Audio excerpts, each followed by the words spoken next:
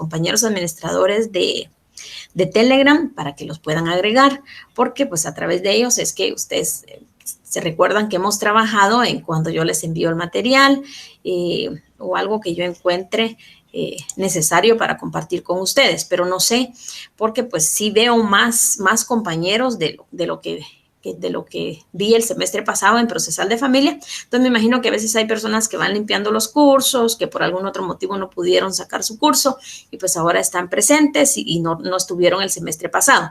Entonces, si me hicieran favor, la persona que no recibió conmigo el semestre pasado Procesal de Familia, que me escriba al correo, que me envíe su número de teléfono, yo lo voy a hacer llegar con los compañeros administradores de Telegram para que puedan ser agregados y no tengan ningún inconveniente.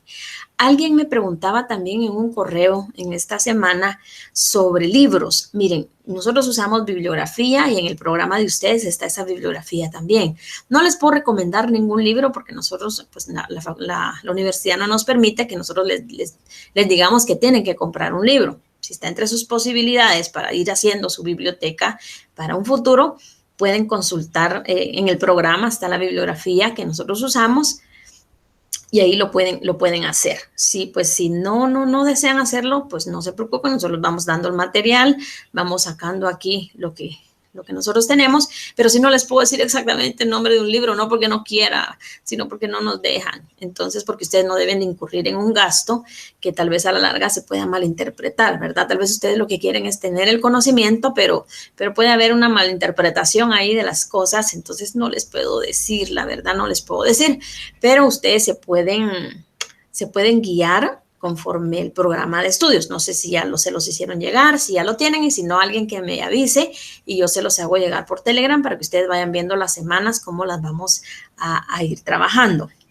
Les hablaba también de que no sabemos todavía cómo va a ser la forma de examinar parciales, porque no sé si ya tuvieron la oportunidad de ver los videos de 15 minutos, ¿verdad? De la semana 1 y la semana 2 en este caso, de ver las preguntas. Creo que no van un poco acorde a lo que nosotros vamos viendo en el curso, pues cada catedrático, como les indicaba, enseñamos de manera diferente. Entonces todavía estoy pendiente con la central de que me indiquen si ustedes van a trabajar los parciales con esas preguntas de esos videos o con lo que yo les voy dando en los sábados, ¿verdad? En nuestros cursos. Entonces en eso estamos pendientes. Les vuelvo a repetir, si tienen dudas, por el momento me las escriben al correo. Yo el siguiente sábado, unos 10 minutos antes de iniciar el curso, pues yo creo que va a ser mucho, unos 5 minutos, voy a ver lo de las dudas que tengan. Espero que se las pueda resolver así, un poquito más difícil, ¿verdad? Que cuando estamos en presencial, pero así lo vamos a hacer. O tal vez al final, tal vez voy a dar unos 10 minutos, me voy a conectar con los jóvenes de Telegram, administradores, y que a través de Telegram ustedes puedan hacer sus preguntas y yo se las pueda responder. Lo que quiero es que ustedes no se me queden con la duda, ¿verdad? Lo hablábamos el fin de semana pasado, que tal vez Procesal de Familia es un poco más pequeñito, más no se sale del encuadre, pero jurisdicción voluntaria es mucho más amplio. Entonces, aquí pues no hay margen de que ustedes se me pierdan por ahí. No quiero yo eso, sino que de la mejor manera yo poderles explicar lo poco que yo sé. Pero esos son los anuncios que tenemos para ahora. En cuanto a zona, tampoco nos han indicado cómo vamos a trabajar. Entonces, sigamos trabajando nuestras semanas y pues en el transcurso yo les voy a ir indicando qué es lo que vamos a hacer. Entonces, bueno, ya ahorita sí hay un grupo considerable. No había pasado la asistencia, pero ahorita sí. Hoy es sábado, ¿verdad? Sí.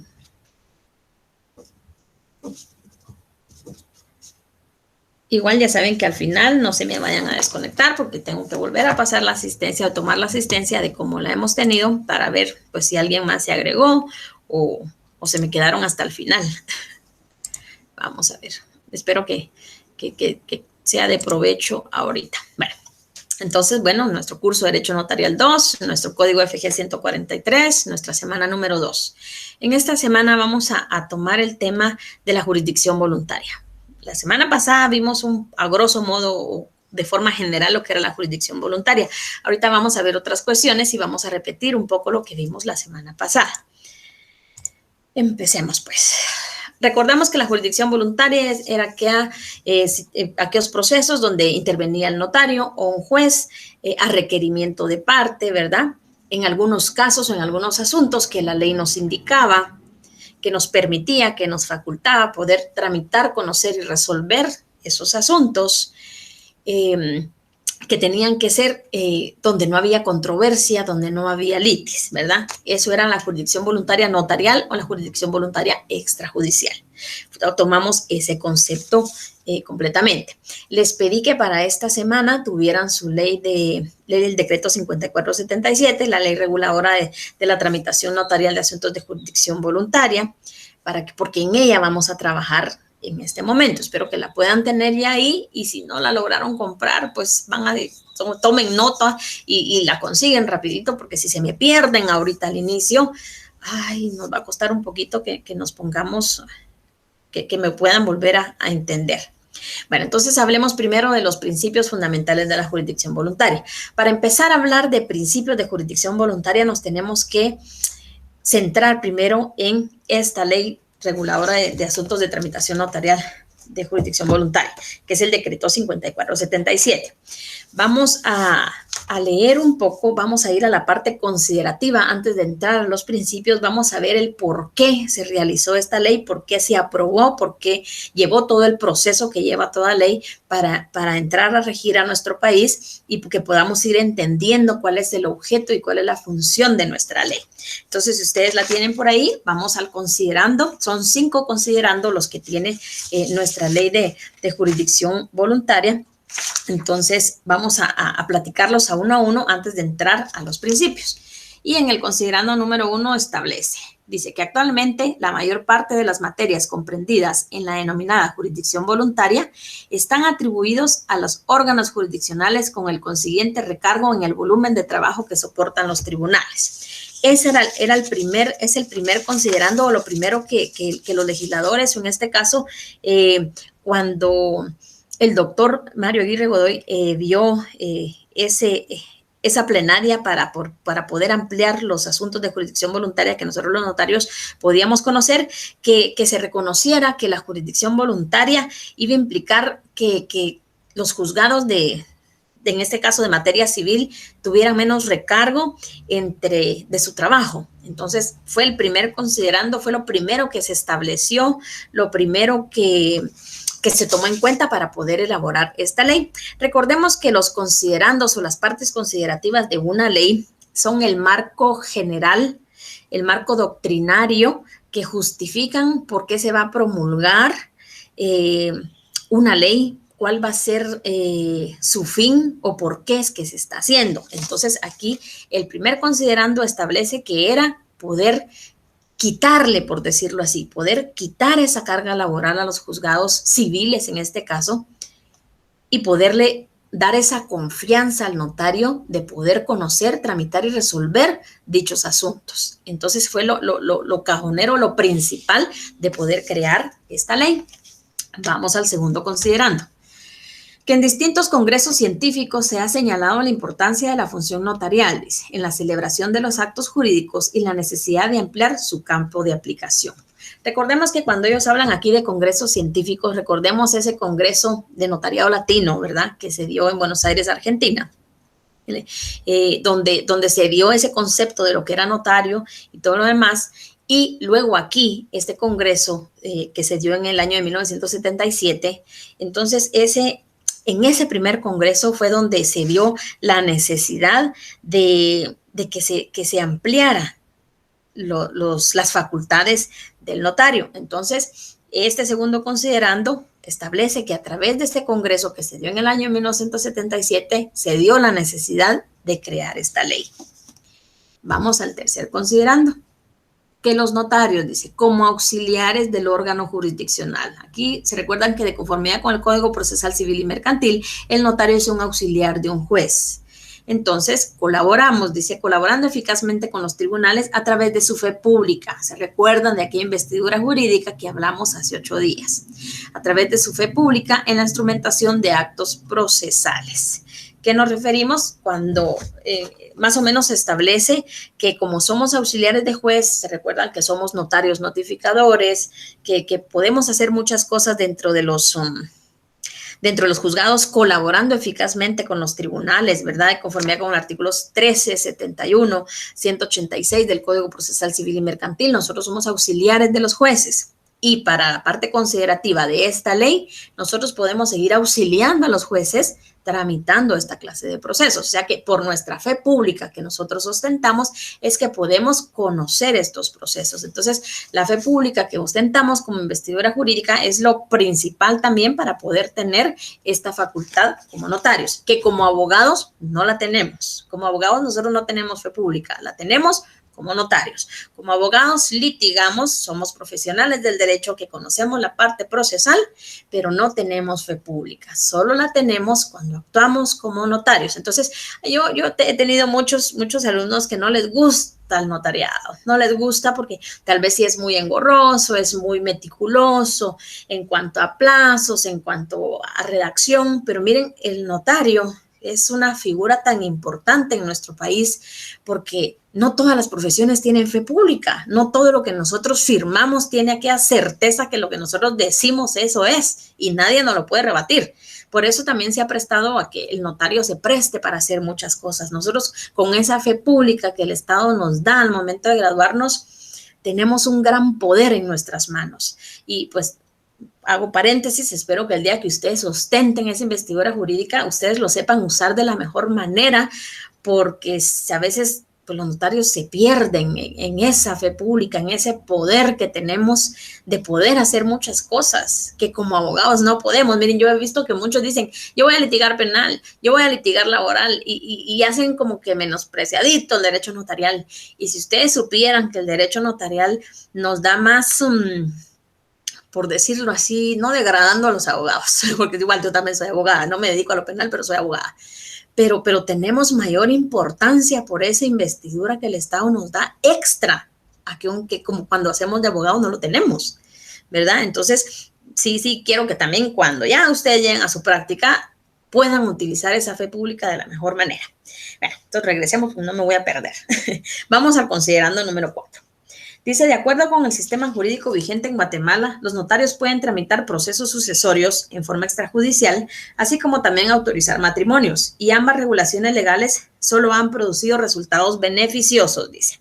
Bueno, entonces, en la parte considerativa reconoce que hasta en 1977 nosotros como notarios, los que eran notarios en ese entonces, habían hecho una buena labor.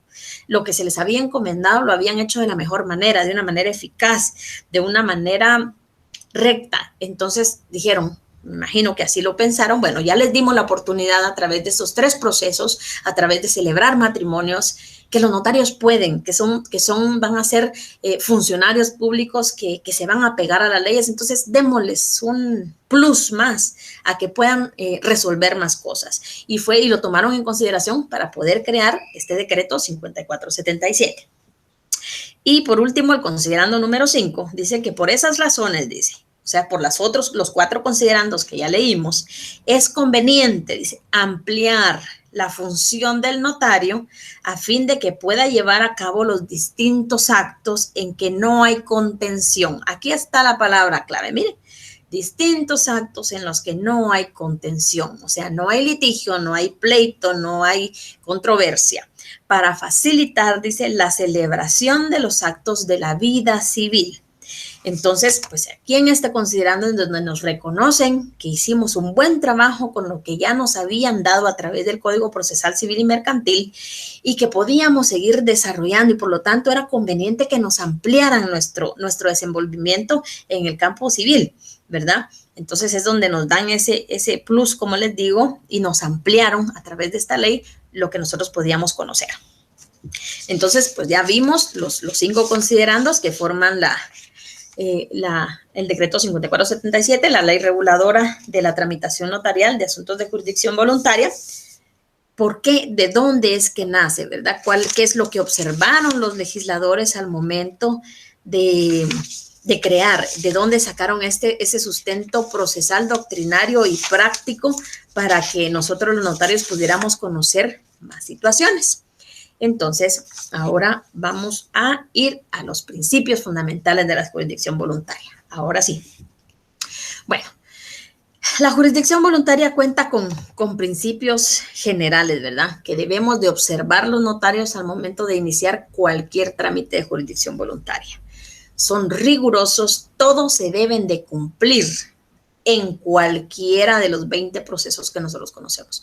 Con un principio que deje de cumplir su función dentro del proceso, deja de ser jurisdicción voluntaria, extrajudicial o notarial. Se volverá judicial, pero ya no puede ser voluntaria, notarial o extrajudicial.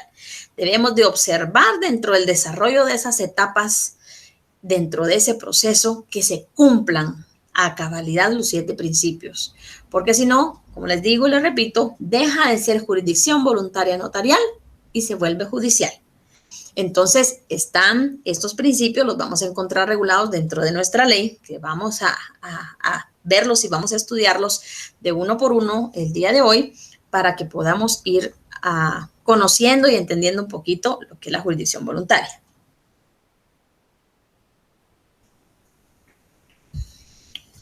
Bueno, vamos pues con el primero. Los vamos a enumerar aquí y aquí los voy a ir desglosando de uno en uno. El principio de consentimiento unánime. Lo platicábamos un poco el sábado pasado. Ese es el primero y aparece de primero porque ese es el primero que nosotros debemos observar al momento de iniciar. El principio de actuaciones y resoluciones, principio de colaboración con las autoridades, la audiencia de la Procuraduría General de la Nación, principio de ámbito de aplicación de la ley y opción al trámite, principio de inscripción en los registros, principio de remisión del expediente al Archivo General de Protocolos.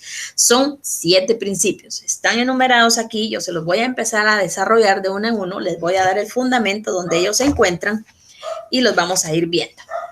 Entonces, principio de consentimiento unánime, principio de actuaciones y resoluciones, principio de colaboración de las autoridades, audiencia de la Procuraduría General de la Nación, principio de ámbito de aplicación de la ley y opción al trámite, principio de inscripción en los registros, principio de remisión del expediente al Archivo General de Protocolos. Estos son los 7 principios. Recordemos como los 7 enanos. Aquí, cuando venga el examen, acuérdense de Blancanieves y los 7 enanos. Ahí están los 7 principios de jurisdicción voluntaria. Miren, a veces es mejor aprenderlo así, porque son cosas que a veces nosotros conocemos desde niños y lo podemos asociar, ¿verdad? Como yo les comentaba el semestre pasado con los 5 requisitos de las escrituras, con los 5 requisitos de los memoriales, contarlos con los dedos de la mano. Entonces aquí les doy el tip así. Acuérdense los 7 enanos de Blancanieves, que son 7 principios de jurisdicción voluntaria. Vamos pues, hablemos del primero, principio de consentimiento unánime. Lo vamos a encontrar regulado en el artículo 1 del decreto 5477.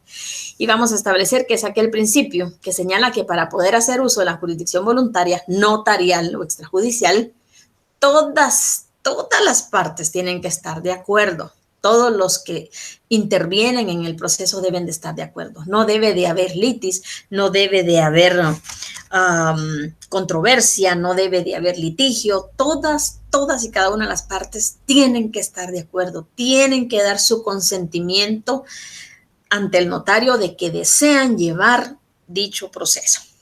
Bueno, ¿qué pasa si las partes manifiestan oposición de que no quieren llevar el proceso así o que no están de acuerdo con algo que se está dilucidando? Nosotros como notarios nos vamos a abstener entonces. Llevamos a la mitad nuestro proceso y vamos al caso del proceso sucesorio. Ustedes ya han iniciado el proceso sucesorio, van a la mitad prácticamente de ese proceso sucesorio. Cuando comparece alguien y le dice, mire, licenciado, fíjese que yo sé que usted está tramitando un proceso sucesorio de mi papá, que era el causante, pero a mí no me tomaron en cuenta. Yo soy hijo de él, mire, y le lleva a ustedes un certificado de nacimiento donde claramente dice que el causante es papá también de la persona. Y viene usted y llama a los otros interesados que ya han comparecido con usted, los cita y hablan. ¿Qué pasó, verdad? Porque a mí ustedes no me dijeron que habían más hermanos. Y mire, sí, vienen las otras partes y le dice, fíjese que sí, licenciado, pero es que nosotros somos hijos de matrimonio. Él no era hijo de matrimonio. Entonces, por eso él no tiene derecho. Y por eso no estamos de acuerdo a compartir la herencia con él. Ustedes saben, y lo hemos platicado del semestre pasado, que para la ley todos los hijos son iguales. No hay rango de que sean hijos de matrimonio o que estén fuera de matrimonio. Entonces, ustedes como notarios saben eso y se los tienen que hacer saber a las partes. Pero si haciéndoles y explicándoles toda esta situación, las partes todavía llegan a que no quieren que la otra parte, que tiene derecho, por la ley tiene derecho a recibir esa herencia, no quieren que participe en el proceso, ustedes deben de abstenerse a continuar con ese proceso de jurisdicción voluntaria, porque ahí apareció una controversia, ya no hay consentimiento unánime. Entonces nos abstenemos de conocer y lo vamos a remitir ante un juzgado, porque se recuerdan que los jueces son los únicos que pueden conocer, tramitar y resolver asuntos litigiosos. Ahí ya se vuelve una litis, ahí ya no hay consentimiento de las partes. Entonces, al momento de dar una situación de estas, vamos a dejar de conocer. Y pues hablábamos la otra vez que este principio de consentimiento unánime da las características del derecho notarial, ¿verdad? En donde nosotros los notarios hacemos nuestro quehacer, donde actuamos dentro de la fase normal del derecho, donde no hay controversia, donde no hay litis, que es donde el notario tiene su figura bien enmarcada. Entonces, el principio número 1, principio de consentimiento unánime. Artículo 1 del decreto 5477. Entonces, ustedes vayan a su ley y le colocan ahí principio, porque eso lo dice, ahorita se los voy a leer, consentimiento unánime. Entonces, para que no se me pierdan, yo pues le pondría aquí donde dice, bueno, mi ley así lo tiene como epígrafe, principios fundamentales. Eso bien subrayadito para que no se les olvide que son los principios fundamentales de la jurisdicción voluntaria, que son 7, los 7 enanos, ¿verdad? Y que el artículo 1 nos da el primer principio de consentimiento unánime.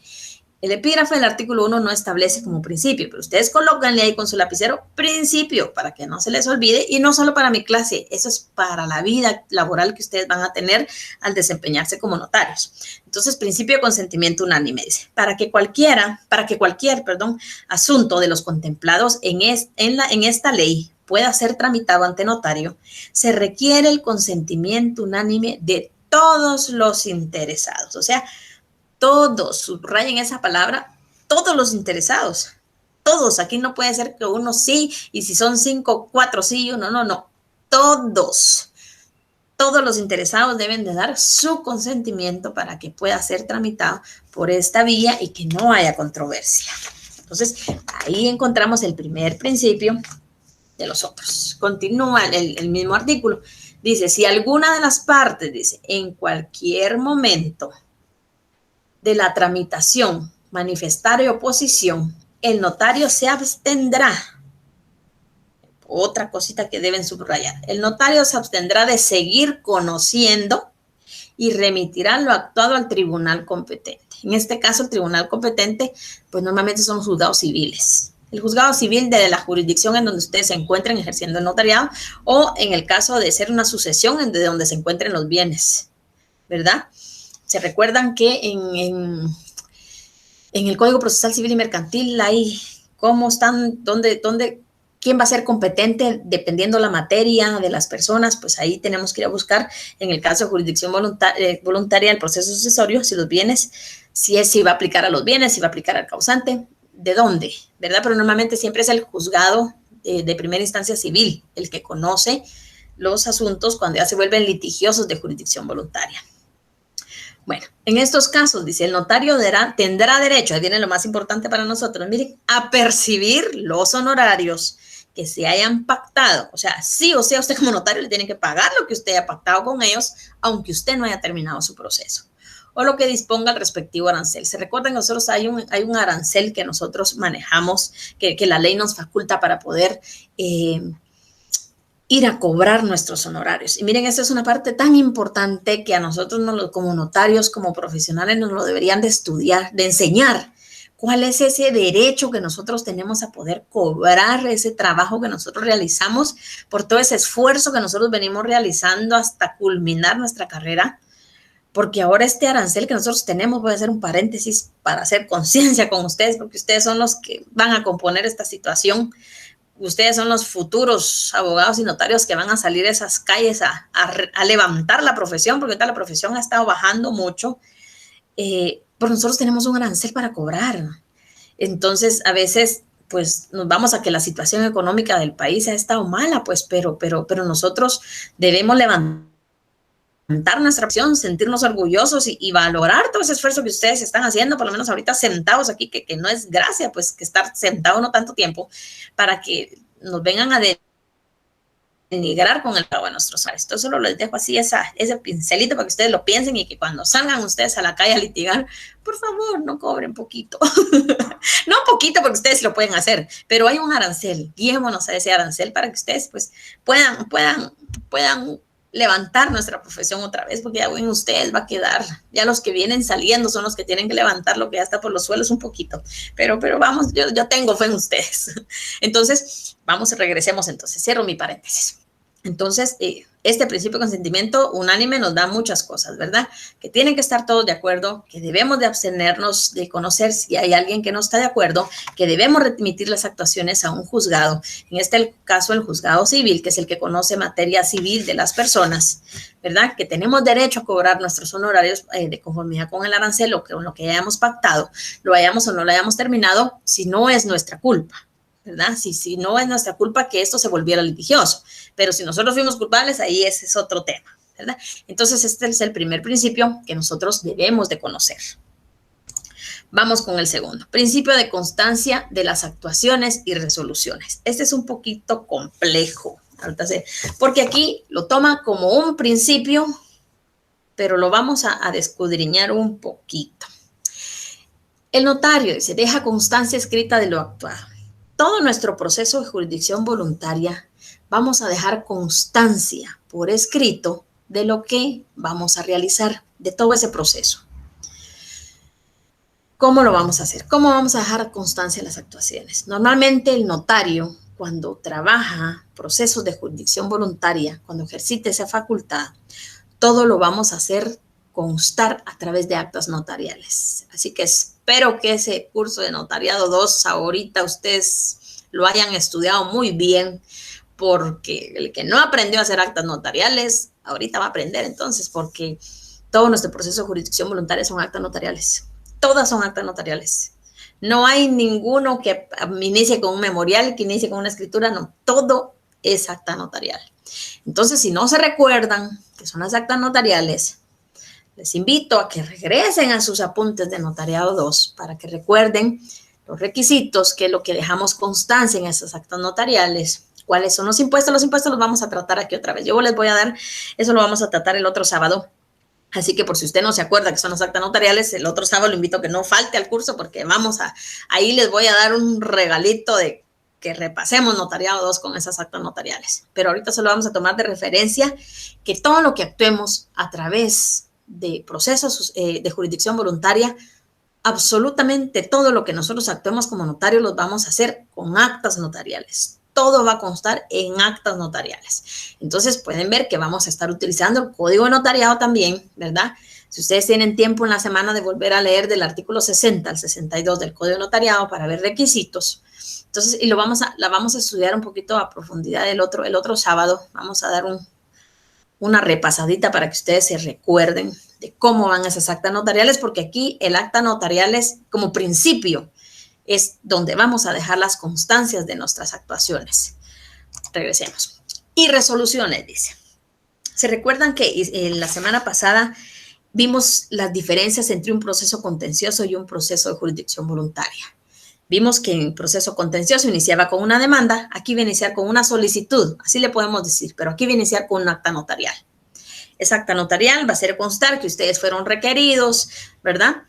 Luego va a venir una resolución. ¿Se recuerdan que las demandas, vamos a los que les gusta litigar, cuando nosotros presentamos una demanda a los respectivos juzgados, para que el juez nos diga si procede lo que usted quiere o no procede iniciar lo que usted quiere, emite una resolución, ¿verdad? Y esa resolución es la respuesta que nos da el juzgado a si lo que presentamos está bien o no está bien. Si podemos empezar el trámite o fue rechazado y lo tenemos que iniciar otra vez. Bueno, vamos a ir con la misma idea a jurisdicción voluntaria. Vamos a tomar que nuestra demanda es nuestra acta notarial de requerimiento, la primera que vamos a realizar. Esta es nuestra solicitud de requerir todo lo que va a llevar. Terminamos de hacer nuestra acta notarial y nosotros como notarios vamos a resolver lo que quedó plasmado en esa acta notarial. Vamos a hacer una resolución, vamos a dictar una resolución. Esta resolución también vamos a profundizarla el otro sábado, porque esta lleva requisitos que nosotros como notarios vamos a cumplir. Entonces, iniciamos con nuestra acta notarial de requerimiento, Vamos a resolver si es acta notarial de requerimiento a nuestra consideración, como con esa fe pública que ostentamos, con esa investidura que nos dieron, consideramos que todo lo que establece esa acta notarial está conforme a derecho y por lo tanto procede a iniciar el proceso. Entonces nosotros mismos como notarios vamos a resolver qué es lo que se quedó pactado en esa acta notarial, qué es lo que quedó plasmado en esa acta notarial, la vamos a resolver, como nos resuelve el juzgado. Así véanlo, así tengan la idea, es un poco más fácil de que lo podamos entender así. Entonces, principio de constancia de actuaciones y resoluciones. ¿Cómo vamos a dejar constancia de nuestras actuaciones? A través de actas notariales. Actas notariales, actas notariales. Cada vez que usted haga un acta notarial, acuérdese que debe de haber una resolución. Es como los memoriales cuando litigamos. Usted presenta un memorial para cambiar de dirección, le van a resolver. Usted presenta un memorial para hacer un cambio de abogado, le van a resolver. Entonces, lo mismo va a pasar en jurisdicción voluntaria. Usted va a incorporar medios de prueba o va a hacer, en el caso de un proceso sucesorio, va a hacer una junta de herederos en un acta notarial, le van a resolver. Así, todo lo que usted realice dentro del proceso de jurisdicción voluntaria a través de un acta notarial, tiene que llevar una resolución. Tiene que llevar una respuesta si sí está pegado a derecho o no está pegado a derecho. Entonces, esas resoluciones las vamos a estudiar a profundidad. El otro fin de semana vamos a ver cómo se estructuran, qué requisitos debe de llevar, pero es un principio, ¿verdad? Principio de constancia de actuaciones y resoluciones, artículo 2 del decreto 5477. Entonces, ahora vamos a la ley. Igual, ¿verdad? Si ustedes consideran, en el artículo 2 pónganle principios porque solo el epígrafe, por lo menos en el caso de mi código, solo dice actuaciones y resoluciones. No dice nada más. Entonces ya ustedes depende que ustedes le quieren poner principio de constancia de las actuaciones y resoluciones, para que no se les olvide.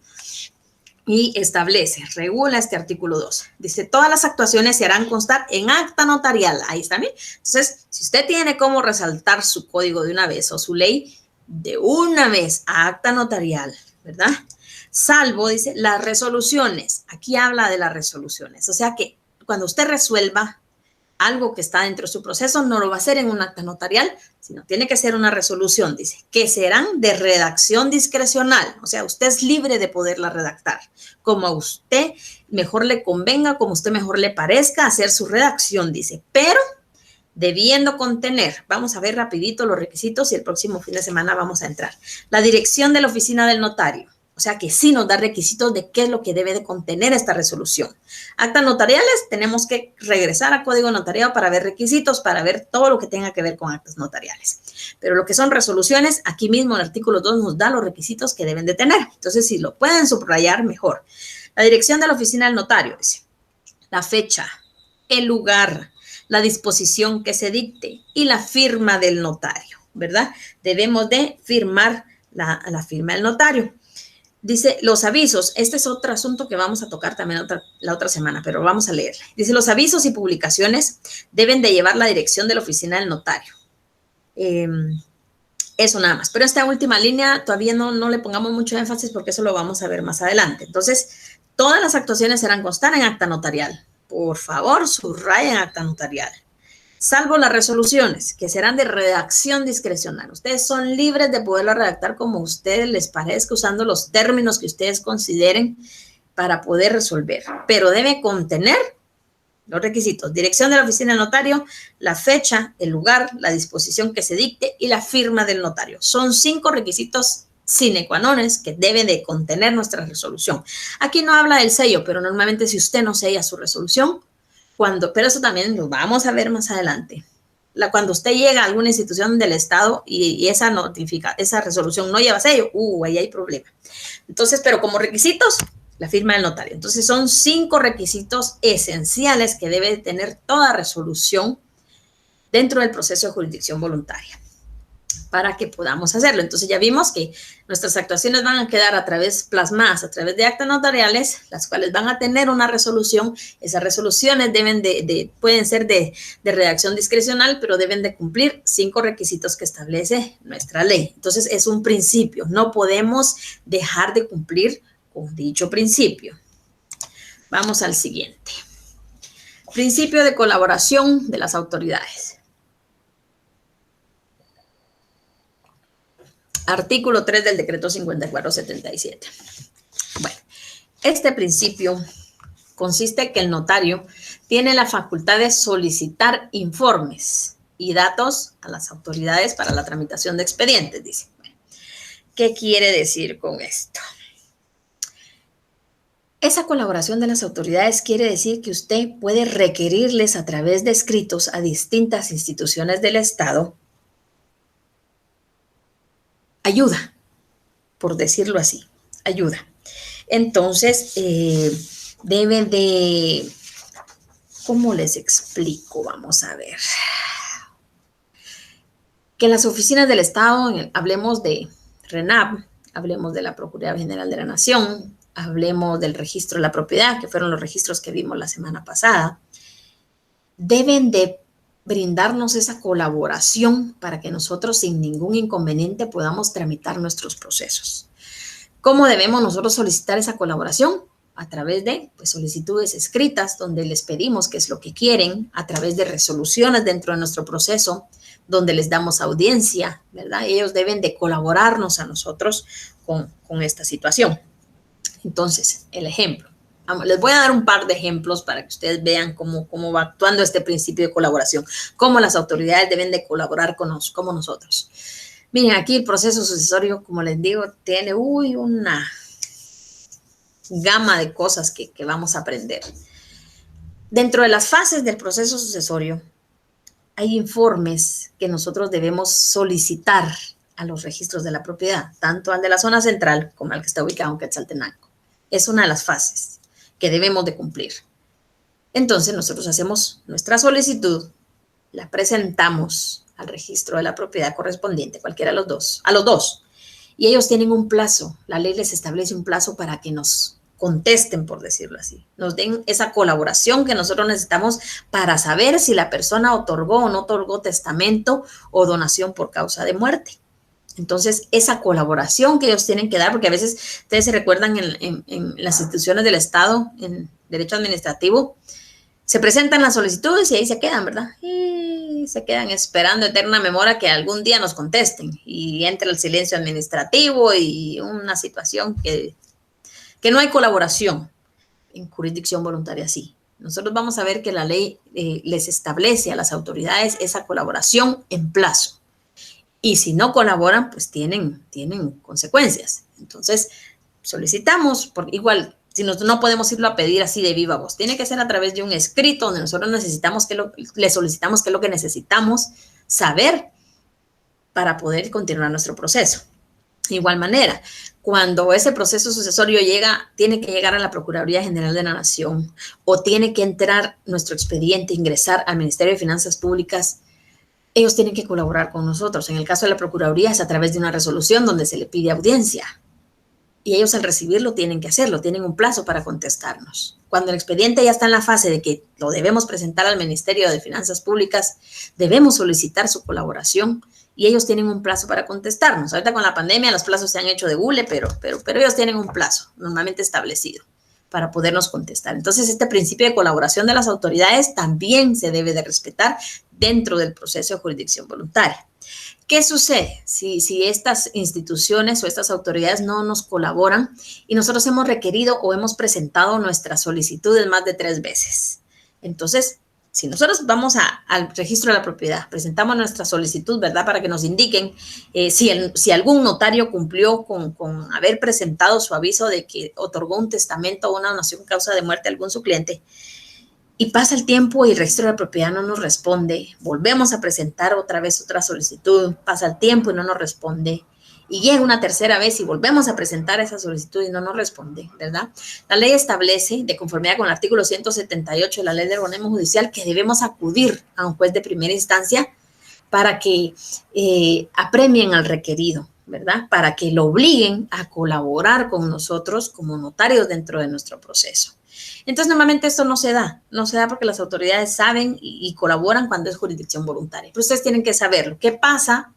¿Qué derecho tienen ustedes de cumplir o de ir a defender si una autoridad no les da esa colaboración, ya habiendo solicitado ya por más de 3 veces? Entonces, aquí está el chivito. Miren que eso, tomen nota para que ustedes lo puedan saber. Entonces, vamos a al artículo 3, ¿verdad? Que es donde está regulado nuestro principio de colaboración a las autoridades y establece, dice, los notarios por medio de oficio, ellos le llaman oficio, ¿verdad? Podrán requerir de las autoridades la colaboración que sea necesaria, dice, a fin de obtener los datos e informes que sean indispensables para la tramitación de los expedientes. Cuando no le fueran proporcionados después de requeridos 3 veces, ahí está, por ahí lo pueden subrayar, podrán acudir ante el juez de primera instancia de su jurisdicción para premiar al requerido. Entonces yo creo que, miren, aquí les voy a dar el chivo porque aquí fundamento de donde pueden ir a requerir no está. Y yo ya se los puse ahí. Entonces si ustedes toman nota, les va a servir mucho. Entonces, nos da qué es lo que vamos a hacer si por más de 3 veces lo requerimos, a dónde tenemos que acudir. Pero yo ya les pongo ahí donde pueden ustedes fundamentar la petición que ustedes van a hacer con un juez. Aparte del artículo 3, ¿verdad? Del principio de colaboración a las autoridades. Entonces ya hemos visto 3 principios de los 7 que son. Vamos al siguiente.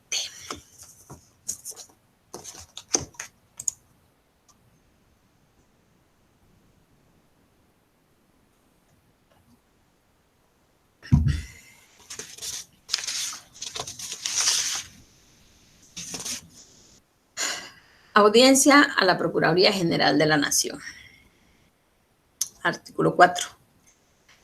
Recordemos que de conformidad con el decreto 2597, en todas las leyes donde se menciona al Ministerio Público, se debe de sustituir por la Procuraduría General de la Nación.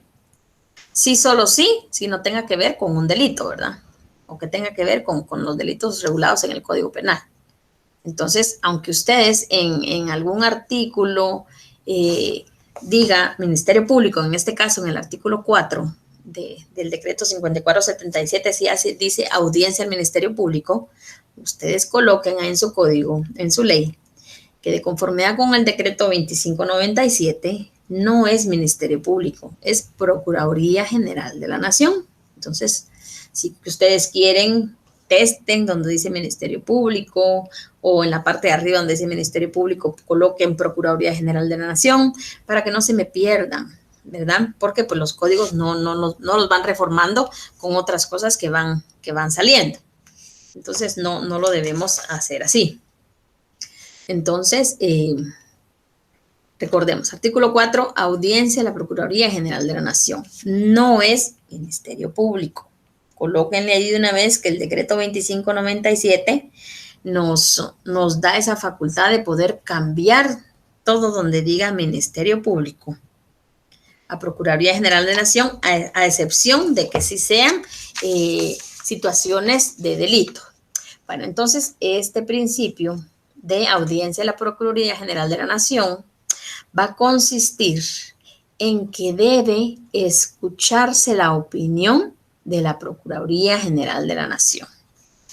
Eso es, debemos escuchar opinión. Consiste en que debemos darle audiencia a la Procuraduría General de la Nación para que ella emita su opinión dentro de nuestro proceso de jurisdicción voluntaria. Miren, no es en todos, no lo es en todos, pero en donde se establezca que la Procuraduría General de la Nación debe de emitir una opinión, debemos de cumplir dicho principio, ¿verdad? Como les digo, no en todos los asuntos se le da audiencia a la Procuraduría General de la Nación. Permítanme un segundo. Ok. Oh, solo quiero ver. Ok. No en todos los anuncios, no en todos los procesos se le debe dar audiencia. Pero en los procesos donde se le debe dar audiencia, no podemos como saltarnos esa fase, no podemos hacerlo. Entonces sí o sí le debemos de dar. Bueno, otra pregunta que podemos tenerlo dice, ¿en qué casos se le da audiencia? En aquellos casos en que la ley así lo exija. Entonces, cuando empecemos a hacer nuestro proceso, cualquier proceso de jurisdicción voluntaria, debemos observar todos los artículos que nos van marcando todo ese proceso del proceso de jurisdicción voluntaria y establecer si dentro de los articulados nos indica o nos regula que debemos darle audiencia a la Procuraduría. Si no lo dice, automáticamente ustedes saben que la Procuraduría no tiene ni voz ni voto dentro de su expediente, por decirlo así. Pero si la ley los artículos que regulan el proceso que ustedes están tramitando indica que se le debe dar audiencia, lo debemos de cumplir. Hay un plazo para que la Procuraduría General de la Nación pueda evacuar esa audiencia, es de 3 días. En la ley establece 3 días, pero ahorita con el tema de la pandemia, la Procuraduría General de la Nación más o menos está tardando 2 semanas en omitir opinión, y que considero pues que para el tema de que estamos tratando, el tema delicado de la pandemia, pues el plazo está razonable, ¿verdad? 2 semanas están tardando en emitir o en evacuar esa audiencia que se les confiere entre los procesos de jurisdicción voluntaria, pero legalmente cuando todo está en una normalidad, pongámoslo así, es el plazo de 3 días. Ahorita lo vamos a ver. Entonces, en el plazo de 3 días, la Procuraduría General de la Nación debe emitir opinión si con lo actuado por el notario dentro del proceso de jurisdicción voluntaria está de acuerdo, se cumplió con la ley, no se está violentando ningún derecho, no se está violentando derechos del Estado, ¿verdad? Pues se acuerdan que la Procuraduría General de la Nación, lo hablábamos, era el abogado del Estado, el que vela por eso. Entonces, por eso es que se le da audiencia a la Procuraduría. Entonces, vamos a ver otras preguntas que debemos contestar. Bueno, otro sería, ¿por qué debe darse audiencia a la Procuraduría General de la Nación? ¿Por qué lo debemos de hacer? Bueno, pues porque recalcamos otra vez, la Procuraduría General de la Nación representa los intereses del Estado y por ende se supone que la colectividad social, ¿verdad? Entonces, por eso es que le debemos dar audiencia dentro de los requisitos o dentro de los procesos que nos pide como requisito que se le dé audiencia a la Procuraduría General de la Nación. Entonces, la siguiente interrogante que nos podemos hacer dice, si no se da audiencia, ¿qué sucede? ¿Verdad? Si nosotros continuamos todo el proceso en el cual nosotros hemos visto que debe de comparecer su opinión la Procuraduría General de la Nación y nosotros como notarios no lo hacemos, sino nos saltamos esa fase para no ir a la Procuraduría a que nos den su opinión y continuamos todo nuestro proceso, ese proceso es nulo. Nosotros lo podemos terminar, podemos dictar una resolución final donde terminamos y lo llevamos a donde lo debemos inscribir, pero ahí no nos lo van a inscribir, porque a veces parte de los requisitos es de que si es trámite donde sí o sí debe llevar opinión de la Procuraduría General de la Nación, debemos adjuntar una copia de esa opinión. Entonces, nuestro trámite, aunque lo hayamos terminado, va a ser nulo. Entonces, sí debemos de poner mucha atención cuando la Procuraduría General de la Nación debe emitir una opinión, debemos de darle su tiempo para que emita su opinión para cumplir con esos requisitos. Hablábamos la semana pasada también que pues diferentes instituciones dan su opinión o dan su dictamen, en los cuales pues a veces es vinculante y a veces no es vinculante. Entonces la otra pregunta que nosotros nos podemos hacer es si es vinculante esa resolución o esa opinión de la Procuraduría General de la Nación para nosotros los notarios en el proceso de jurisdicción voluntaria. Sí es vinculante. Aquí si la Procuraduría General de la Nación no nos dice en su opinión que externa, señor notario, usted puede continuar con su proceso porque usted ha cumplido todo lo que establece la ley de conformidad con todos los estudios que nosotros hicimos de su expediente, por decirlo así, continúe. Nosotros lo podemos hacer. Si la Procuraduría nos emite una opinión diciéndonos no podemos emitir opinión en este momento porque no cumple los requisitos con tal y tal situación, arréglelo, por decirlo así, antes de que nosotros podamos decirle sí o no. Entonces, nosotros como notarios vamos a solucionar lo que la Procuraduría General de la Nación nos está pidiendo, nos está requiriendo, porque a veces pueden ser documentos que nos pueden requerir. Les voy a dar un ejemplo más o menos de cómo puede ser vinculante esa opinión de la Procuraduría General de la Nación, donde para nosotros sí es vinculante esa opinión. Bueno, primero que nada, miremos o recordemos qué es ser vinculante, por si alguno no se acuerda, ¿verdad? Entonces, veamos de que es cuando el notario tiene que emitir las resoluciones en base a lo que nos ordena, en este caso, la Procuraduría General de la Nación.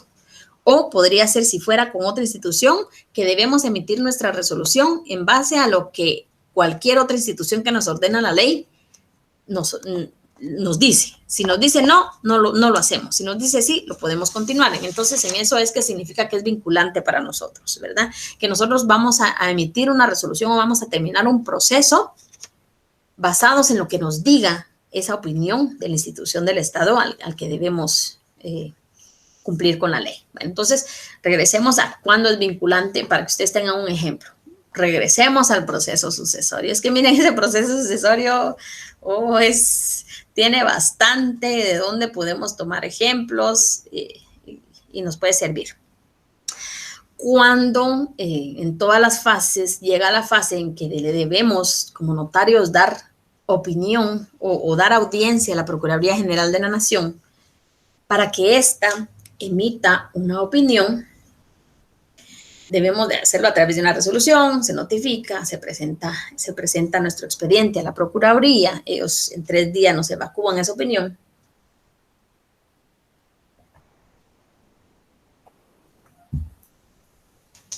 Y cuando regresamos por esa opinión, nos dicen que por el momento no pueden emitir opinión porque no están de acuerdo en algunas situaciones. Veamos. Hay un proceso sucesorio donde el que está heredando es hermano del causante. El causante no estuvo casado, no tuvo hijos, no tiene más hermanos, solo tiene ese hermano. Entonces, este hermano, de conformidad con la ley, es el llamado, ¿verdad?, por la ley a heredar. Es quien inicia el proceso, nos requiere nuestros servicios, lleva todo el proceso, pero al momento de que llega a la Procuraduría General de la Nación para que ésta emita opinión de si ese hermano es por ley el que puede ser declarado heredero, viene la Procuraduría y ella tiene que agotar todos los medios para defender a las personas que en su momento no estén presentes y que por la ley tengan derecho a heredar. ¿Se recuerdan ustedes que la ley, el Código Civil exactamente, nos establece quiénes son los llamados a heredar? Si la persona no ha sido casada y no ha tenido hijos, los ascendientes, ¿verdad? Papá y mamá. Si no está papá y mamá, los descendientes o los colaterales. Bueno, como no tampoco tuvo descendientes, los colaterales. Pero a la Procuraduría no le queda claro si los primeros a heredar, que son los ascendientes, están vivos o no están vivos. ¿Qué pasó con esos papás de ese causante?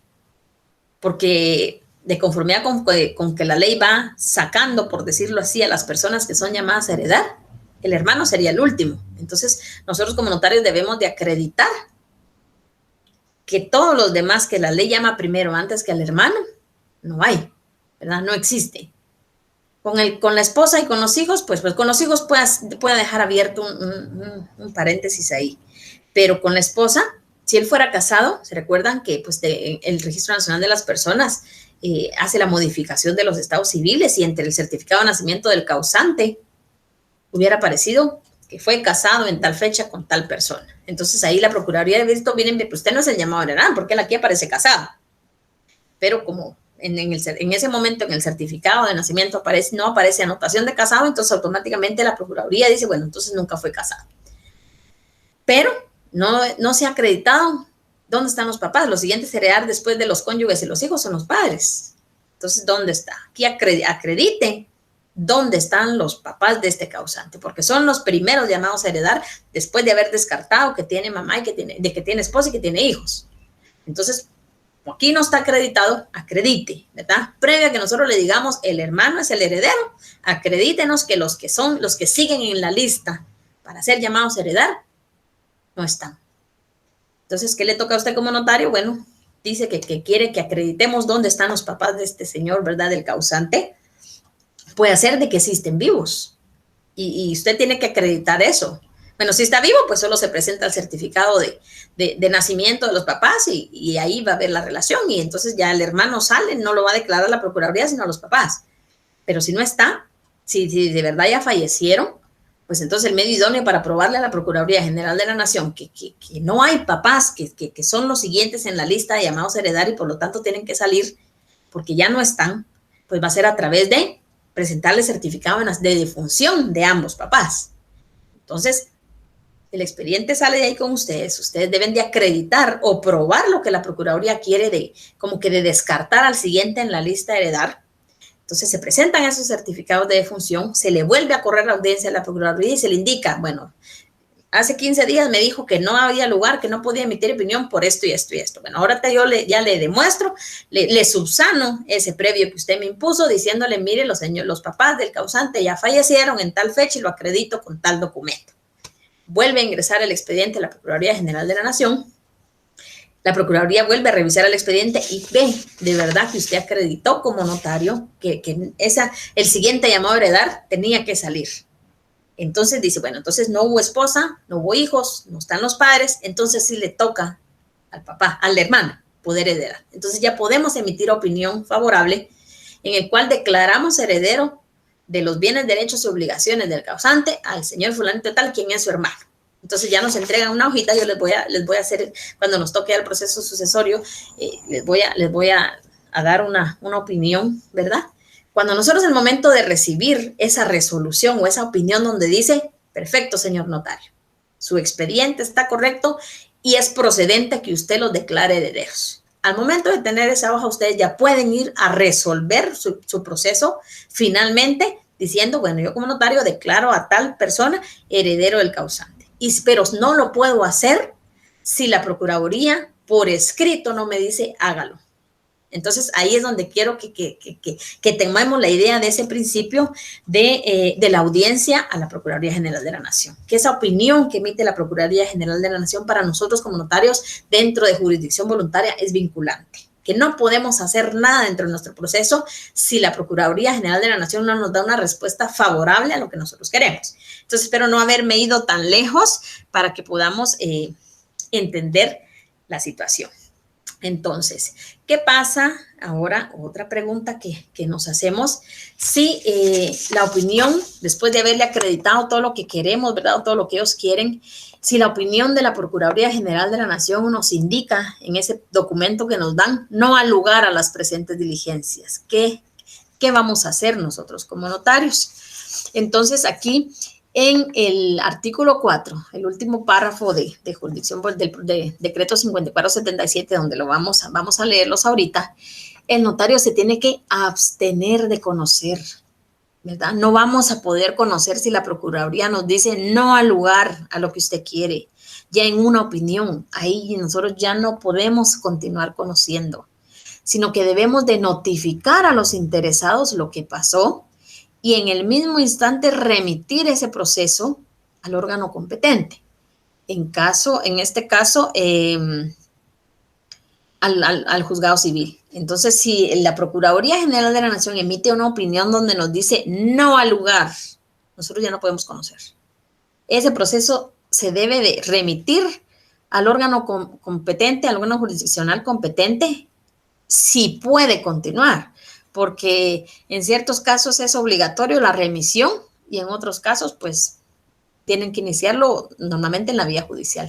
Entonces, sí, la Procuraduría, y por eso les digo que la Procuraduría General de la Nación, al momento de emitir su opinión, es vinculante para nosotros. Nosotros no podemos hacer nada que la Procuraduría General de la Nación no nos autorice primero. Es como, veámoslo así, como nuestro revisor de todo el trabajo que nosotros hicimos. Si el revisor dice, sí lo hizo bien, sí hizo bien todo su trabajo, continúe, nosotros podemos continuar. Si el revisor nos dice, no, usted no acreditó, no hizo lo que tenía que hacer, no. Entonces nosotros no podemos continuar, sino que debemos remitirlo al órgano competente. Entonces, por eso también es un principio de audiencia a la Procuraduría General de la Nación. Vamos a ver ahora, leamos el artículo 4.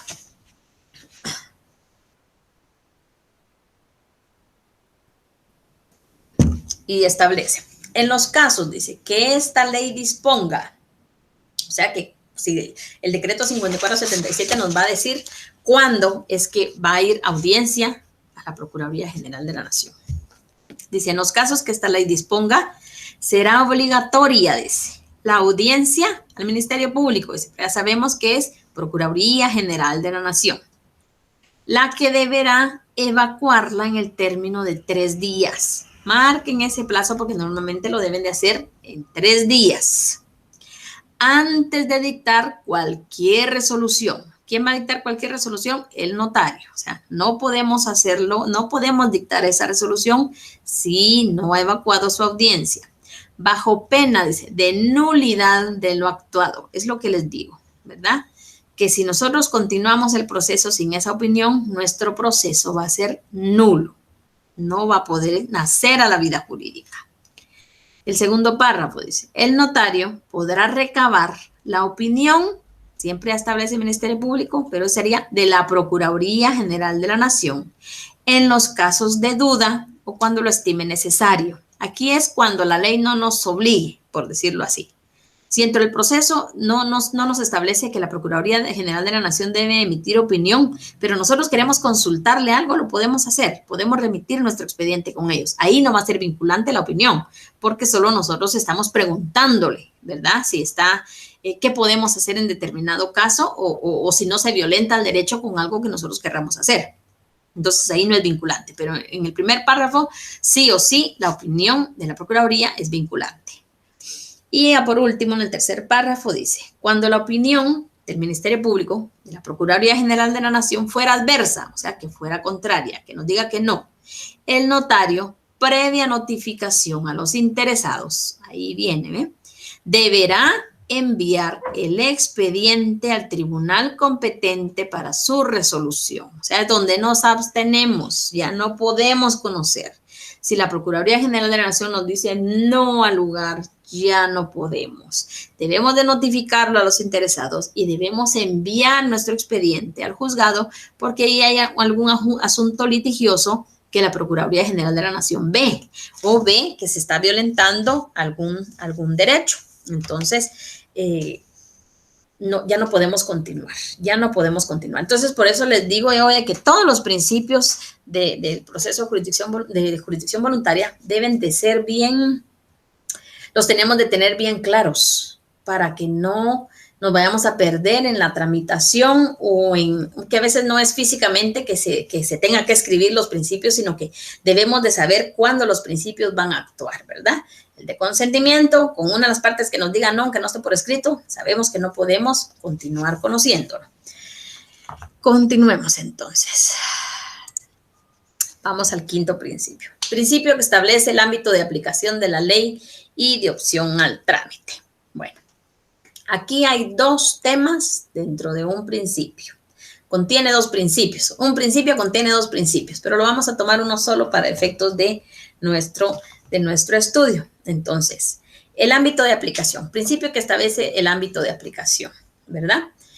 Siempre ese ámbito de aplicación es en donde se puede aplicar la ley, en el ámbito tanto territorial como en el ámbito material. En el ámbito material, en el ámbito territorial, material, personal, temporal, ahí es a lo que se refiere a qué ámbito se va a aplicar el proceso de jurisdicción voluntaria, ¿verdad?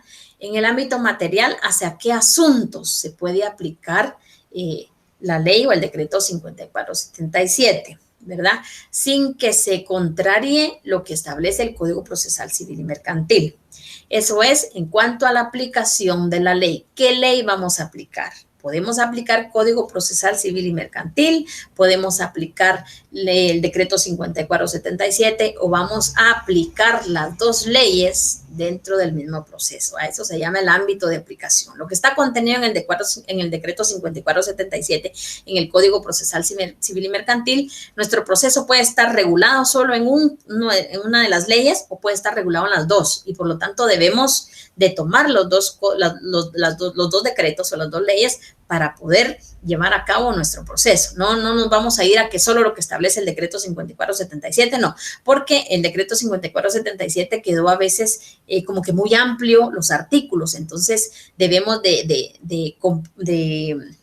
como de unirlo con el Código Procesal Civil y Mercantil por interpretación a lo que dice el Código Procesal Civil y Mercantil y unirlo con el 5477 para poderlo llevar a cabo. Y lo vamos a ver, eso lo vamos a ver ya cuando entremos a ver nuestros procesos, cómo se da este ámbito de aplicación, qué ley vamos a aplicar dentro del proceso de jurisdicción voluntaria que vayamos a hacer. Si solo está regulado en el decreto 5477 o si está regulado en el decreto 5477 y también está regulado en el Código Procesal Civil y Mercantil, o solo está regulado en el Código Procesal Civil y Mercantil, pero hay unas cosas que quedaron muy ambiguas en el Procesal Civil y Mercantil y debemos referirnos al decreto 5477 para terminar de hacer ese match con las dos situaciones para poder resolver bien nuestro proceso.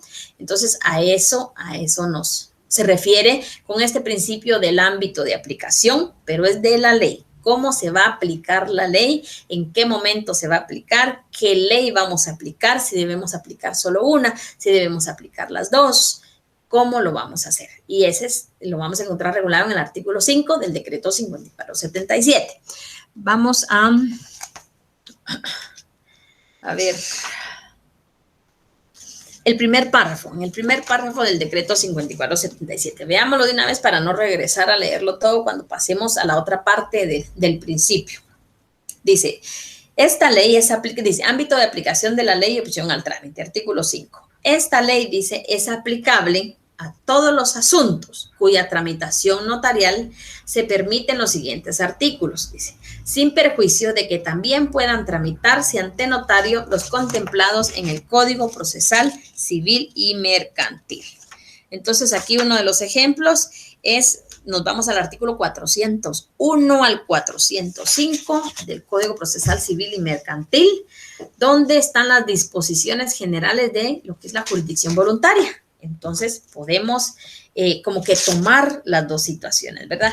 Del 401 al 405 están las disposiciones generales de lo que es la jurisdicción voluntaria judicial, pero que en determinado momento, si no establece algo el decreto 5477, podemos acudir al Código Procesal Civil y Mercantil para como subrogar lo que no está contemplado en el decreto 5477 y perfectamente lo podemos aplicar. Por eso se establece como principio el ámbito de aplicación de la ley. Podemos aplicar cualquiera de las dos leyes a los procesos que se tramiten en jurisdicción voluntaria sin tener ningún inconveniente, media vez no se contrarien ninguna de las dos, que no haya contradicción entre ellas y que pues sea para resolver de la mejor manera nuestros procesos.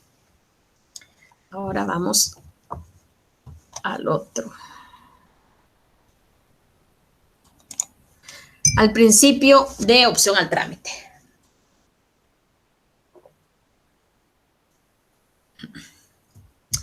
Este principio de opción al trámite es solo para observancia del notario, porque aquí es como que esta acción la ejercitan los promovientes, los interesados, los solicitantes, quienes pueden acogerse a desear llevar su trámite.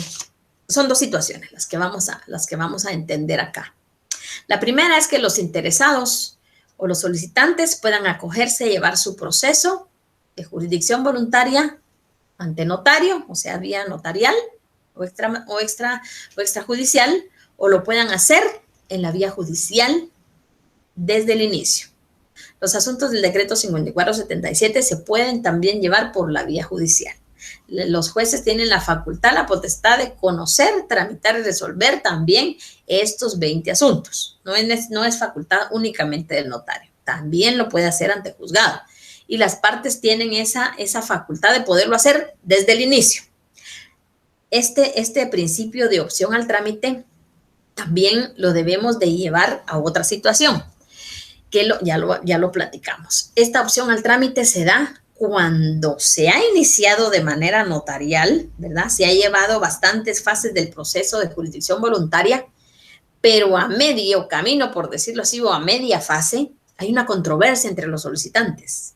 Entonces, esta opción al trámite empezó en la vía notarial, pero va a terminar en la vía judicial por esa controversia. Entonces, el notario se abstiene, remite el expediente y se va a la vía judicial. Continúa su proceso en la vía judicial. Entonces, aquí ya no actuamos como notarios, sino como abogados. Esa es una opción de opción al trámite, ¿verdad? Que los interesados tienen, que puede iniciar por la vía notarial, pero al momento de haber alguna controversia, tiene que pasar a la vía judicial. O puede ser contrario sensus, que haya controversia en el inicio y que no se puede hacer por la vía notarial. Entonces deban iniciar su proceso de jurisdicción voluntaria por la vía judicial, porque hay una litis entre todos los interesados, entre todos los requirentes, pero en ese diligenciamiento de las fases de jurisdicción voluntaria judicial, todos logran ponerse de acuerdo. Todos llegan a la conclusión de que ya no va a haber litis, que ya no va a haber controversia. Entonces puede salir de la vía judicial y volverse notarial, ¿verdad? Entonces ya el notario, la solicitud se le hace al juez de que todos se pusieron de acuerdo y que por el tiempo, ¿verdad? Porque los juzgados es demasiada carga de trabajo, desean terminarlo más rápido, entonces que ya no hay litis, que ya llegaron a un consenso, entonces lo que quieren es regresar a la vía notarial para poder seguir dilucidando el proceso, pero ya todas las partes con consentimiento unánime de que no hay litis. Entonces el juzgado se abstiene de conocer y lo remite pues a un notario. Y esto se puede dar durante toda la tramitación, porque puede ser de que el notario lo recibe, empieza otra vez, ¿verdad?, de donde se quedó el juzgado, otra vez sin controversia, pero ya en las últimas fases vuelve a haber controversia entre las partes. Aunque haya venido de un proceso judicial, otra vez como notarios debemos otra vez de abstenernos de conocer. Es como un juego de ping-pong, podría hacerlo así. El notario deja de conocer y vuelve a remitir las actuaciones al juzgado, porque al momento de haber controversia, el notario ya no puede conocer. Entonces, el mismo proceso puede ir y venir de la vía judicial a la notarial, de la notarial a la judicial, porque no hay un límite de veces que se puede hacer, ¿verdad? Media vez y se puede aplicar perfectamente este principio de opción al trámite. Que se inicie vía notarial, que se inicie vía judicial. Que en el transcurso de la vía notarial haya controversias, se vuelve vía judicial. Si inició en la vía judicial y en el transcurso del proceso hay un consenso y hay un consentimiento unánime a todos, se vuelve judicial. O sea, por eso es opción al trámite, o notarial o judicial o notarial. Pero de las dos maneras ese proceso tiene que continuar y tiene que llegar a su resolución. Entonces, es ahí donde está este principio que encierra dos subprincipios, por decirlo así, en uno solo. Principio que establece la aplicación de la ley y el principio de la opción al trámite. Vamos a leer ahora lo que establece de la opción al trámite, que ya empieza desde el segundo párrafo del artículo 5. Entonces, los interesados tienen opción, dice, a acogerse, o sea, a iniciar, ¿verdad?, al trámite notarial o al judicial, según lo estimen conveniente. Y para la recepción de los medios de publicación deben de observarse los requisitos que preceptúa el Código Procesal Civil y Mercantil. Eso lo vamos a ver más adelante. En cualquier momento, escuchen bien, la tramitación notarial puede convertirse en judicial o viceversa. Ahí estamos lo que acabamos de ver. Entonces, eso, si ustedes quieren subrayar eso, ahí está plasmado la opción al trámite. Ese principio de opción al trámite es eso, que en cualquier momento, que se puede iniciar por la vía notarial o por la vía judicial, que en cualquier momento la tramitación notarial de jurisdicción voluntaria puede convertirse en judicial o la judicial puede convertirse en notarial. Entonces, esas últimas líneas donde dice en cualquier momento la tramitación notarial puede convertirse en judicial. Ese es como que el concepto mejor explicado de lo que es la opción al trámite. Entonces, si ustedes tienen cómo subrayar, si tienen sus colores de sus resaltadores como muy buenos estudiantes de derecho, ahí van ustedes sacando el chivo de cómo van entendiendo la jurisdicción voluntaria. El siguiente párrafo dice, en el primer caso, dice, cuando se convierte de notarial a judicial, sería en este caso. En el primer caso, el notario debe de enviar el expediente al tribunal que sea competente. O sea, nosotros dejamos de conocer y lo remitimos al juzgado competente a través del Servicio de Auxiliares de Administración de Justicia. Ahí es donde remitimos nosotros el expediente y ellos son los encargados de asignar el juzgado que pues no competente, porque si lo ingresamos en servicios auxiliares, en el caso de la capital, vamos a hablar de la capital, me pierdo a veces que estamos a nivel nacional, pero hablemos de la capital. Entonces, nosotros como notarios remitimos nuestro expediente al Centro de Servicios de Auxiliares de la Administración de Justicia Civil, ¿verdad? Están en la zona 9. Ingresamos ahí nuestro expediente, haciéndole saber, ¿verdad?, al juez competente. En este caso, se recuerdan que hay ahí 12 juzgados. Entonces, por eso se ingresa a ese centro para que el centro sea quien le asigne el número de juzgado. Solo ahí ya no vamos a actuar a través de actas, ahí ya vamos a actuar a través de un memorial, porque ya no somos notarios. Al momento de cualquier situación que se dé hacia la vía judicial, nosotros nos quitamos esa investidura de notarios y nos ponemos la investidura de abogados. Entonces ya lo hacemos a través de un memorial en el que hacemos constar que se inició tal proceso en la vía notarial, pero que hubo controversia entre las partes en tal fase del expediente. Y por lo tanto, de conformidad con el principio de opción al trámite, el notario se abstiene de seguir conociendo y lo pone a disposición del órgano competente para que éste decida y resuelva lo que corresponda de conformidad con la ley. Entonces, ahí ya más o menos les di una redacción de cómo van los memoriales para ahí. Entonces, ya viene el centro de servicios y le asigna un juzgado, y al juzgado es el que conoce, ¿verdad?, y continúa el proceso. Ahí es donde se da a la vía notarial, es donde dice que se debe enviar el expediente al tribunal que sea competente. En todo caso, dice, puede requerir el pago de sus honorarios profesionales. Aquí es donde volvemos otra vez a lo mejor de todo, ¿verdad? Que si y lo hablábamos, que aunque se vuelva judicial, nosotros como notarios tenemos el derecho de por todas esas fases que nosotros ya agotamos dentro del proceso, a cobrar nuestros honorarios. Y el mismo decreto 5477 no lo permite y así lo debemos hacer, ¿verdad? Y cuando ustedes le digan a su cliente, mire, le voy a cobrar el proceso de jurisdicción voluntaria notarial y lo voy a llevar a la judicial y ayer lo le voy a cobrar como abogado, pues ahí está el fundamento para que usted se defienda con sus clientes, pues, para que pueda cobrarlo de la vía notarial y ahí pueda cobrarlo de la vía judicial. Entonces, vamos a continuar. Entonces, este era el principio número 5, ¿verdad? Vamos con el principio número 6. Principio de inscripción de las resoluciones en los registros. Vamos a ver.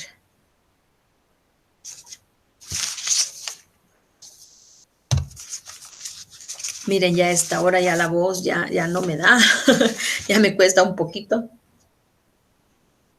Yo creo que con ustedes fue que el semestre pasado me ahogué, ¿verdad?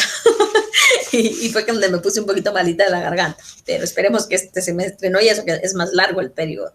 Pero, bueno, sí, continuemos. Este principio de inscripción de las resoluciones en los registros, el artículo 6 del decreto 5457.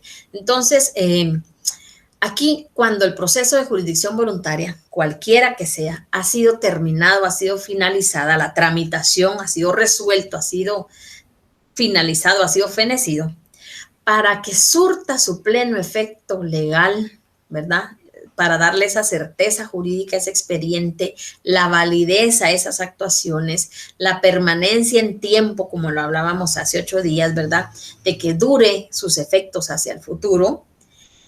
Todas estas resoluciones finales, le vamos a llamar así, deben de ser inscritas en los registros correspondientes. O sea, este principio de inscripción en los registros es inscribir esta resolución final en el registro correspondiente, ¿verdad? Como les dije que yo les voy a, en esta semana, yo tal vez en la tarde o mañana yo voy a hacer ese cuadrito donde vamos a poder estudiar qué procesos terminan a través de una escritura pública, qué procesos terminan a través de una resolución final, qué procesos terminan a través de un testimonio regular. Entonces, para que ustedes vayan viendo la diferencia entre los procesos, porque no todos los procesos finalizan igual, ¿verdad? Hay unos que terminan en escritura pública, otros que finalizan en resoluciones finales, otros que finalizan en testimonios irregulares. Entonces, todo eso lo vamos a aprender. Bueno, independientemente de cómo se finalice el proceso, con qué instrumento lo vamos a finalizar, porque no voy a entrar ahí, sino que hasta el otro domingo, pero pongamos que ya terminamos nuestro proceso, no importa cómo, con qué resolución o con qué escritura, con qué testimonio, no. Vamos a referirnos, vamos a dar el ejemplo para que ustedes lo entiendan con una resolución final. ¿Cómo lo hacemos? Esas actuaciones todas deben de quedar originales dentro de nuestro expediente. Todas. No podemos sustraer ningún acta, ninguna resolución o ninguna notificación en original para hacer ningún trámite. No podemos. Entonces vamos a actuar a través de fotocopias de esos documentos. Y lo vamos a hacer a través de certificaciones. Vamos a certificar esa resolución final o auto final. Ahorita el nombre, hablemos de resoluciones, porque hasta el otro fin de semana les voy a explicar bien qué es una resolución final o auto final. Vamos a sacarle una fotocopia. Veamos a la práctica y ahí me lo voy a llevar por el lado de la ley para que sea más fácil. Vamos a tomar esa resolución final, la vamos a sacar de nuestro expediente, le vamos a sacar una fotocopia, vamos a regresar la original a nuestro expediente y nos vamos a olvidar de ese original porque eso lo debemos de conservar. Entonces vamos a certificar esa fotocopia, ¿verdad? Vamos a darle autenticidad a esa fotocopia para poderla presentar a los registros, ¿verdad? Vamos a hacer una razón de una certificación, también lo vamos a aprender a hacer en este semestre, y este es el que vamos a presentar al juzgado, al registro que corresponda, ¿verdad? Y esto lo vamos a presentar, esa certificación, con un duplicado. El fundamento de cuando hacemos un duplicado es el artículo 1132 del Código Civil. Apúntenlo por ahí, léanlo, porque todo lo que va para los registros, independientemente, y esto lo tuvieron que haber aprendido en Notariado 3, de qué registro sea, debe de llevar duplicado el original y un duplicado. Si no, no se los van a operar, ¿verdad? Entonces, se sacó la fotocopia, por decirlo, se sacó la fotocopia de la resolución final, la certificamos a través de una razón que vamos a aprender. Esas dos hojas, por decirlo así, eso se vuelve nuestro original para poder inscribir. El duplicado lo vamos a realizar sacándole una fotocopia a ese original que armamos. Pero ¿cómo vamos a saber que es duplicado? Porque después de haberle sacado fotocopia a ese original que ya tenemos, vamos a volver a firmar y a sellar esas fotocopias. Yo creo que aquí se va a hacer un poquito la confusión, pero yo creo que se los voy a traer ilustrado, porque yo creo que es la mejor manera en que lo podamos entender. Pero así lo vamos a ver ahorita. Se saca una certificación de esa resolución final, a esa certificación le vamos a sacar un duplicado y ese duplicado nos va a servir para poder inscribir nuestro trámite en cualquiera de los registros. ¿Por qué es obligatorio que se debe de presentar un duplicado junto con la certificación original? Porque el registro, independientemente del registro donde inscribamos, no devuelve el duplicado. ¿Por qué? Porque les tiene que servir para ellos dejar constancia dentro de sus oficinas qué fue lo que se presentó y en base a qué ellos hicieron una modificación, ya sea en el registro civil, en el registro de la propiedad. Tiene que quedar ese duplicado en su poder para ellos poder dar certeza de lo que hicieron, poder respaldar de que lo que hicieron fue conforme a algún documento que usted como notario les presentó, ¿verdad? Y porque no se pueden quedar con el original, sino que el original se lo tienen que devolver al interesado o al notario ya con la razón o con esa razón donde hicieron la operación y devolverlo. Entonces lo piden con duplicado o se debe de presentar con duplicado por el hecho de que tiene que quedar una constancia dentro de los registros correspondientes de por qué. Porque normalmente lo que se inscribe cuando es proceso de jurisdicción voluntaria es de alto impacto lo que se hace. En el caso de un asiento extemporáneo, es un certificado o una partida la que el RENAP va a aperturar para una persona. Entonces no es una cosa sencilla la que ellos están haciendo, pues se están comprometiendo o están tomando una responsabilidad grande al momento de decir, bueno, la persona no estaba inscrita a su nacimiento, pero como ya se llevó el proceso y ya no lo están demostrando, ahora vamos a abrir una partida para esta persona. Entonces ahí le están dando nacimiento a una persona, pues. O en el caso de una rectificación de una partida de nacimiento, el RENAP tiene que tener un respaldo físico de por qué lo está haciendo. Entonces, ese es el fin de un duplicado, ¿verdad? Ese es el fin del duplicado. A pesar de que ellos el duplicado después lo escaneen y qué hacen con los originales, yo creo que los guardan por un cierto tiempo y ya les queda solo el digital, obligación de nosotros es presentar documento original para hacer la anotación y un duplicado que es el que les va a quedar a ellos. Entonces, así lo debemos de tomar para cualquier registro. Así lo debemos de hacer. Entonces, ahora leamos el fundamento de la inscripción en los registros, que es el artículo 6, que es el siguiente principio. Dice, para la inscripción de cualquier resolución notarial en los registros públicos de documentos y actos jurídicos, será suficiente la certificación notarial. Háganme favor de subrayar eso. La certificación notarial de la resolución o fotocopia o fotostática autenticada de la misma. Eso lo vamos a ver más adelante. Tal certificación o reproducción será enviada en duplicado. Ahí está, ¿ven? Donde también la ley nos obliga a que tenemos que presentar esa certificación con un duplicado por el notario, con aviso. Ahí vamos a tratar eso también, a fin de que el original se devuelva debidamente razonado. Entonces, casi todo el artículo 6 nos da, en resumen, la explicación que yo les acabo de dar, por qué es que se va a presentar con un duplicado, cómo vamos a hacer el duplicado, cuál es el fundamento de ese duplicado y para qué sirve. Entonces, por eso es este principio de inscripción en los registros, para terminarle de dar certeza jurídica a todo lo que el notario ha realizado. Bueno, aquí esto no lo vamos a ver, esto lo vamos a ver tal vez la otra semana. El último principio, porque yo creo que ya vamos casi sobre el tiempo y yo necesito terminar, si me quedan 4 minutos y con eso terminamos. El último principio, el de los 7 enanos. Principio de remisión del expediente al Archivo General de Protocolos. El artículo 7 del decreto 5477. La semana pasada hablamos un poco del Archivo General de Protocolos, qué era lo que hacía, cuál era su función y en qué tenía que ver el Archivo General de Protocolos en jurisdicción voluntaria. Entonces, ahorita solo vamos a recordar que este principio consiste en la obligación que tenemos los notarios de remitir o de enviar el expediente de jurisdicción voluntaria al finalizar el trámite, ¿verdad?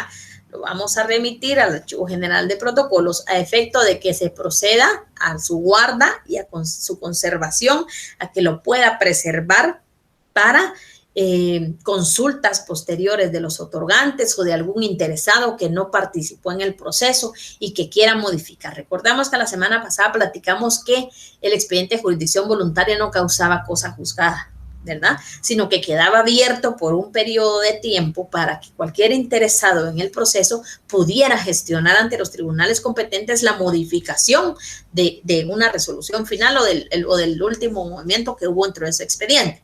Y para eso es este principio, para que si el notario no se quede con ese expediente, porque lo hablábamos la otra vez, que si el notario se queda con el expediente y el notario fallece, ¿quién le va a dar esa certeza jurídica a las partes que van a encontrar su expediente? Porque la mayoría de la familia de nosotros, pues tal vez no es ajena a las obligaciones que nosotros como notarios tenemos y lo que van a hacer es agarrar todos nuestros papelitos y que se vayan al bote de la basura, ¿va? Porque en determinado tiempo van a ser estorbo. Entonces, eso es lo que se prevé o lo que quieren evitar al momento de hacer este principio, ¿verdad? De que tengamos esa obligación de remitir nuestro expediente original, ¿verdad? Foliado al Archivo General de Protocolos para que éste lo guarde, lo conserve, lo preserve para darle certeza y seguridad jurídica a las personas, no a nosotros como notarios, no, a las personas que tengan interés en dichos expedientes. Platicábamos la otra vez que no hay un plazo legal para hacerlo, ¿verdad? Que yo les decía que era un buen punto de tesis poderlo hacer porque no hay un plazo, no hay un apremio legal que nos haga incurrir porque nosotros no lo dimos. Entonces es ahí donde viene un poco la discusión, ¿verdad? De que cuándo lo damos y cuándo no lo damos. Entonces veamos el artículo 7, remisión al Archivo General de Protocolos. Una vez, dice, concluido cualquier expediente, el notario deberá enviarlo al Archivo General de Protocolos, institución que dispondrá la forma en que se archive. Entonces, el Archivo General de Protocolos es el que va a disponer cómo los va a guardar, ¿verdad? Cómo los va a guardar. Fíjense que hay una excepción a esta remisión de ese expediente. Verás que ahorita me estaba acordando y de una vez lo vamos a ver y en su momento lo vamos a volver a recordar. Es cuando se da la rectificación de área. Ahí sí hay un plazo, que son 45 días, pero eso lo vamos a ver si quieren el otro fin de semana, o lo vamos a ver ya cuando nos toque llegar a ese proceso. Pero sí hay una excepción al plazo de que debamos remitir ese expediente al Archivo General de Protocolos. Entonces, solo quiero ver si no tengo otra cosa. Ok, eso yo creo que lo vemos el otro fin de semana cuando iniciemos. Igual, ok, bueno, entonces solo la próxima semana, si quieren, antes de iniciar el otro tema, vamos a dar una repasada nuevamente sobre los 7 principios, cuáles son la excepción a ese plazo, porque sí, ahorita me recordé que existe ese plazo, pero es el último proceso que vamos a ver, por eso lo obvié un poco, pero entonces lo vamos a ver, que es la única excepción. Espero que pues, los 90 minutos hayan sido productivos para nosotros. Solo voy a dejar de compartir un momento, regálenme un momentito para que yo pueda ir a tomar la asistencia nuevamente. Ay, miren qué bonito, hoy vieron más que el sábado pasado. Bienvenidos a los que vinieron tardecito. Pero si pueden escuchar la clase de la semana pasada y ponerse al día, sería perfecto. Entonces, seguimos trabajando la otra semana con el decreto 5477, código notariado, por favor, que vamos a recordar actas notariales, la ley del impuesto del timbre también, porque vamos a recordar impuestos para que ustedes lo puedan tener. Y pues, nuevamente, ahorita aprovechando que están todos, si hay alguien que no recibió curso conmigo del semestre pasado, Derecho Procesal de Familia, mándeme por correo su número de teléfono para que yo lo haga llegar a las personas encargadas de Telegram para que los puedan agregar y puedan ustedes tener acceso al material que nosotros vamos a ir trabajando. Entonces, espero que tengan un muy buen provecho. Nos vemos el próximo sábado, un bonito fin de semana y muchas gracias por estar presentes por acá. Muy amables.